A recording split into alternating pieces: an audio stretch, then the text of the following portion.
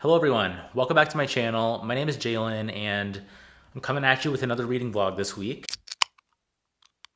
I haven't vlogged in a while, I've only done one vlog so far, but I want to keep it going. I want to keep the momentum so I remember to film and everything. So yeah, it is Monday, January 11th, and I'm currently working through about 3 books right now. The first one being The Office of Historical Corrections by Danielle Evans. I think I have one more story and then there's a novella at the end. But these are excellent stories so far, usually based in grief and looking really smartly at race and class and the interplay of all of those things together. I think it's just excellently well written. The stories each take very crazy turns. Actually, I think this one is quite similar to I Hold the Wolf by the Ears by Laura Vandenberg in terms of craft and just being surprising, I guess. And so yeah, and it's kind of awesome because I've been watching a lot of interviews lately or discussions between Laura Vandenberg and Danielle Evans, and they've been really insightful about kind of their craft and their process and how they create short stories, and I feel like they're kind of in conversation with each other. So yeah, definitely check this out if you haven't already. Next, for my nonfiction pick, I am working through Conditional Citizens by Laila Lalami. This is a collection of essays that are somewhat personal and often really just, well researched about different topics, including borders, faith, assimilation. And she looks at all these different topics in her own life and also kind of documents where the US is currently in citizenship and the issues that, people that aren't white face in terms of getting citizenship in the United States and all of the complicated mess that comes along with it. And yeah, this is a really insightful collection so far, loving it. And then finally, last night, I've been reading a lot of literary fiction lately, or just like, I don't know, requires a lot of thought, I guess. And so I wanted to pick up The Push by Audrain. Got this from Book of the Month. I was looking for kind of something thriller-ish, because I haven't read one in a while, and I wanted something just kind of pacey, kind of turn my brain off a bit, and just kind of go with the story. And so working on that one for my novel. But yeah, so that's what I'm working on this week. Earlier, my partner did a walkthrough of our house because it was very clean. And so yeah, I was thinking for this vlog, after this little intro, I'll do a home tour. And so you can see kind of the house. I've lived here for a little over a year now. And Scott has made a ton of additions. Scott is my partner, to the house. And it's just really awesome and I love it. So I want to show you guys where I live and do my reading. So yeah, that'll be next. I hope you enjoy. Hope it's not too long. If you don't care about where I live, you can skip to me talking again. But peace. Probably gonna do Chipotle for dinner tonight. Okay, check in later. Hello. So this is the front of the house. In this little sitting area, I do a ton of reading there. And yeah, it's just the front door, and there's someone to greet you as you walk in. That's Cooper, one of my Boston Terriers. And so yeah, I love that little sitting area also for reading. And then to the right, you have a record player set up. It's a U-turn record player that I really enjoy. There's another dog coming. That's Preston, another Boston Terrier that we have. There are only 2 dogs. But yeah, we play a lot of board games at that table. There's Scrabble right there on the table. Preston loves to suck on a blanket for anxiety relief. But yeah, they are fun. They're old men, but we love them. And this is our little dining area, which I love as well. I'm gonna keep saying I love things, but I really love this house, so bear with me. But yeah, there's a pantry with a bunch of different things, including KitchenAid, toaster, the essentials, a little bench there for, some guests when you're allowed to have guests again. But yeah, the dual oven as well is a game changer, especially for Thanksgiving. Very helpful. And then this bar was not there when we moved in, but we put that in. Very essential for bar in the bookcase, very on brand.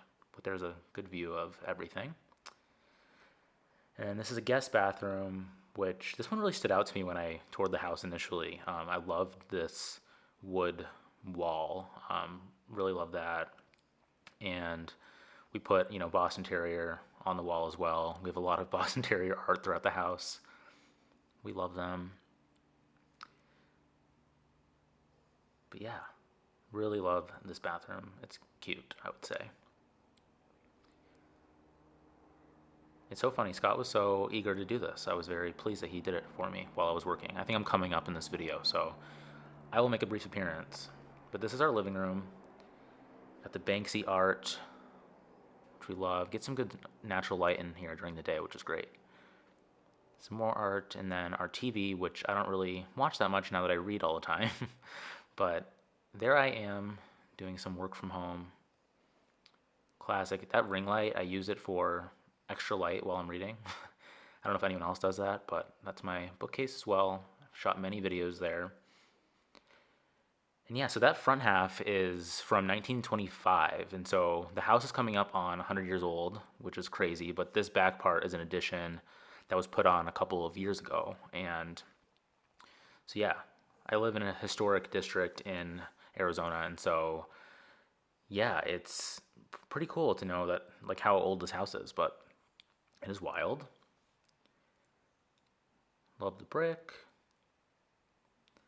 And so yeah, this is leading to our bedroom, and here's a walk-in closet. We don't show the closet because it's a little bit of a mess at the moment, but yeah, more Boston Terrier art. There's more to come. So yeah, this is going into the master bedroom. I think that's a Frenchie, but you know, close enough for the pillow. But yeah, we have a bath here, dual vanity, which is helpful when you're a couple. That's our shower. Oh, and here's a better look at the bath, where I, like to enjoy a glass of wine and read in the bath, which is always an excellent time. And going into the shower, it looks like there's not much privacy, but we have like this black thing that comes down from the outside that adds some more privacy to it. I know it was attempted with, that frosted glass, but we wanted a little bit more privacy there. But yeah, I remember the first time I saw this house, this was the craziest part to me, was how that completely opens up and, you're right there at the pool and everything, which is very cool and feels very Arizona. Very helpful when it's, in the 110s, to be able to jump right into the pool when necessary, especially like after a workout or something. It's very awesome. I'm very lucky to have that. And that is a casita where Scott does his work, and we have a Peloton bike in there and a pinball machine. So that's where he goes during the day to work while I work in the main house. But yeah, this pool, I've done a lot of Bookstagram shots out here. I know like one of my profile picture for a while was a picture of me standing on that ledge in front of the tile, which I was terrified I was going to fall in with all of my books and my beer, but luckily I didn't. The dogs, it's so funny. Sometimes when they're playing, they run along that little edge and they don't really ever fall in, but they love to swim in that pool. That's like, especially Cooper, that's his favorite thing to do. But yeah, there's some more grass up here for them to roam around. There he is, of course, trying to eat a leaf or something stupid. But yeah, this was not here when we moved in. This was just an RV gate along that wall, but we filled it in and added this outdoor kitchen. As Scott is an amazing cook, he does a lot of grilling and smoking, and that's a pizza oven on the right. He makes great stuff, and then we added this outdoor dining area, which is essential, especially when it's very nice outside. I love going out there and doing barbecues and stuff. Added the shade structure as well. But yeah, that is the house tour. I hope you enjoyed looking through my house and seeing all the spots where I take Bookstagram pictures. But yeah, thank you for watching. Hey, hello everyone. I made a random trip to my local beer and wine shop. They also like serve beer there, but they have like to go stuff. So I got some to go. I got this Arizona Arizona wine from Chateau Tumbleweed, based out of Cochise County, Arizona. And I've had their beer. Why do I keep calling it beer? I've had their wine before. It's very good. Yeah, it's so odd to me that you can get, or that there's like vineyards in Arizona, because you would think like not a thing, but it's a thing. I got this other bottle. I was compelled by the shape of this wine bottle, but it has this cat on it with like a rooster or something inside of it. I don't know. But it's called SOK. And I got this little variety pack of beers from various breweries, including Tombstone, a favorite, a raspberry sour, Modern Times, Spaceways IPA, solid. I don't know what this is. Thanks a Lot from Blackstack. Don't even know where they're based out of. And then Single Cut, a pale ale from them. This is hurting my wrist. But yeah, good stuff. We'll keep you updated on how I like it. Okay, so random and not book related, but I ordered these, the AirPods Max, like a couple weeks ago. I mean, horrendous case, but I'm very excited to see what these are all about. They were definitely overpriced. I don't care how good they sound, but I don't know. I use my AirPods all day, every day, and I want to see what Apple's all about with this in the audio department, because I feel like they're really pushing really great audio. And so, yeah, and I have some Sony headphones that are like a couple years old now, and the Bluetooth is annoying on them, like switching between devices and everything. And I was like, you know what? I'm going to upgrade. And here they are. So I will unbox these. I figured I should do it while I'm vlogging. I really should have done this like in a better setting, but whatever. Okay, this is what I see. Ooh. Interesting netting on the top. Ooh. I'm very excited. I love getting new headphones. Growing up, I was like a headphone geek. Like, I was all about Beats for a while. I mean, obviously it's not the best headphone technically, but I'm not like an audiophile or anything, but I do like a good pair of headphones, and this looks like it is it. So let me pull them out of here. These covers on earmuffs. Earmuffs, what are they called? Ear cups? Now I think you pair it. Where's my phone? Oh, my phone's here. Okay, well, I'm gonna go pair these and listen to them and see how they are. They feel really nice, nice weight, so I guess I'll put them on first. Oop. Do we love? Do we love? I guess we'll find out. All right, bye guys. Okay, just checking in, but a problem I'm dealing with lately is this. I have purchased so many books over like the holiday season that I am now putting books in front of my books on my bookshelf. Cry for help.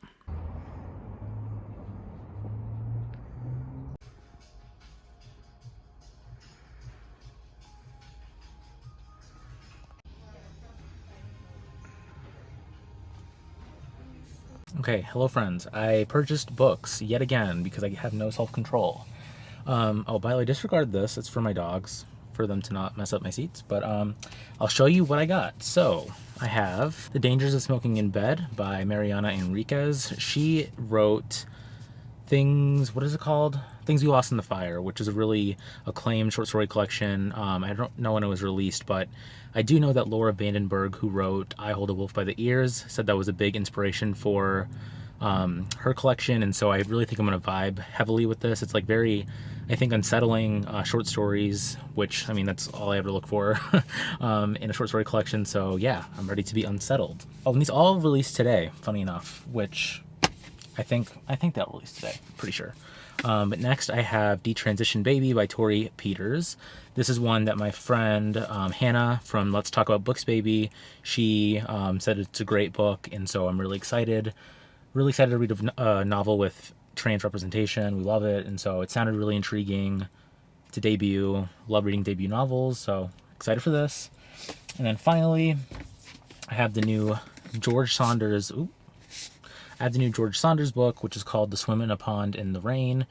Basically, what I know about this is it's a short story collection, but and it's all like Russian short stories, but George Saunders kind of chimes in and teaches the reader about why the short stories work. And so yeah, I love feeling like a student, and so I think I'm really gonna like this. But I also, given me, loving short stories recently, I'm really curious to see what he has to say about the short form and why he thinks certain stories work, and just hopefully learn something from this and dive into some Russian lit. So that should be fun as well. But yeah, so that's my haul. I'm gonna go get a car wash, then go home, work out. Nothing too exciting. That's all for now. Peace.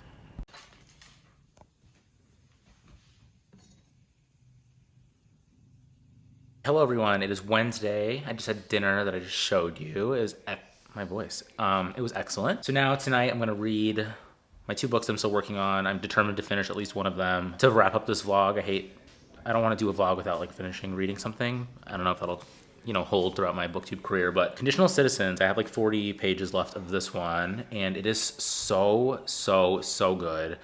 I guess I'll save like full thoughts for once I finish. I have like 2 essays left, but I would honestly recommend it to every single person. Like, everyone should have this on their TBR. Everyone should read it. It is so good.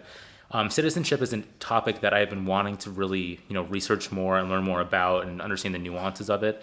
And I think Laila Lalami, she does a really great job at convincing the reader of her, basically her thesis about conditional citizens and the way that citizenship is a way to support and reinforce white supremacy and the many issues that the U.S. faces as a result of these various problems that anyone that is not white has in gaining citizenship or maintaining it, or dealing with threats to their citizenship, and a multitude of other issues that come along with that. And so I just think it's incredible. It's so good. It's so concise and sharp and very to the point, but it balances her own personal life, and it's very well researched, but it doesn't read as overly academic in the sense that it feels heavy to read or hard or kind of like homework or anything. It's so good. It's so engaging. And I just think it's a really excellent, accessible book about citizenship and race and identity. And it's so good. It's so good. Now I can't wait to read her fiction because this slaps. So check this one out. And then I am reading The Push. I think I'm like over 100 pages in this now. And I actually really like it. I haven't had a thriller that I liked in a long time.